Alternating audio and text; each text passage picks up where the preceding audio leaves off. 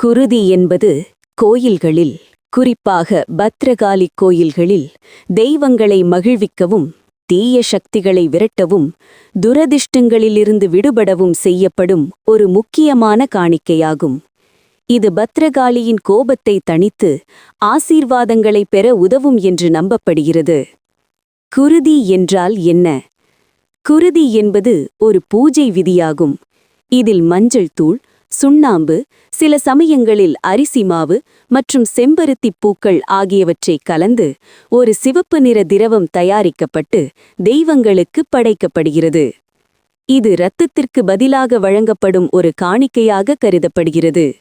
இது தெய்வங்களின் அழிக்கும் வடிவத்தை திருப்திப்படுத்த உதவுகிறது. குருதியின் முக்கியத்துவம்: தீய சக்திகளை விரட்டுதல். குருதியை வழங்குவது எதிர்மறை ஆற்றல்களையும் தீய சக்திகளையும் விரட்டி குடும்பத்தில் அமைதியையும் நிம்மதியையும் கொண்டுவரும் என்று நம்பப்படுகிறது. குணமளித்தலும் துன்பத்தை போக்குதல். குருதியை வழங்குவது நோய்களையும் துன்பங்களையும் விரட்டி நிவாரணம் அளிக்கும் என்று பக்தர்கள் நம்புகிறார்கள். எதிரிகளிடமிருந்து பாதுகாப்பு.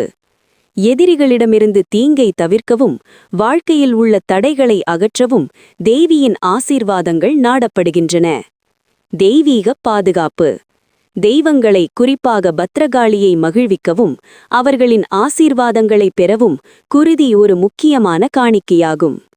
குழந்தைகளின் வளம். சில நம்பிக்கைகளின்படி குழந்தை இல்லாதவர்களுக்கு குழந்தைகளின் நல்லதிர்ஷ்டத்திற்காகவும் குருதி வழங்கப்படுகிறது.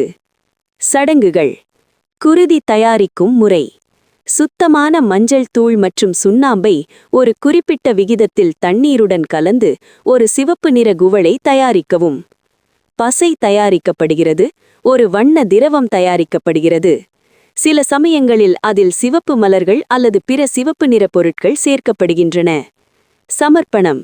இந்த குருதி தேவியின் சிலை அல்லது படத்திற்கு முன்பாக பக்தியுடன் சமர்ப்பிக்கப்படுகிறது. சில கோவில்களில் ஹோமகுண்டத்திலும் குருதி சமர்ப்பிக்கப்படுகிறது. மந்திர ஜபம். குருதி சமர்ப்பிக்கும் போது தேவியின் மந்திரங்களும் துதிகளும் உச்சரிக்கப்படுகின்றன.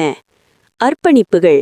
குருதியுடன் பிற அர்ப்பணிப்புகளும் மலர்களும் தேவிக்கு சமர்ப்பிக்கப்படுகின்றன. நேரம். குருதி பூஜைகளுக்கு பொதுவாக இரவில் முக்கியத்துவம் அளிக்கப்படுகிறது.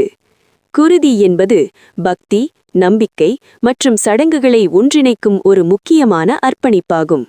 இது தேவியின் மீது நமது பக்தியை வெளிப்படுத்தவும், வாழ்க்கையில் உள்ள அனைத்து துன்பங்களிலிருந்து விடுபட்டு மகிழ்ச்சியையும் செழிப்பையும் அடையவும் ஒரு வழியாகும். வாழ்க்கை நல்லது, அது நிறைந்ததாக இருக்கட்டும்.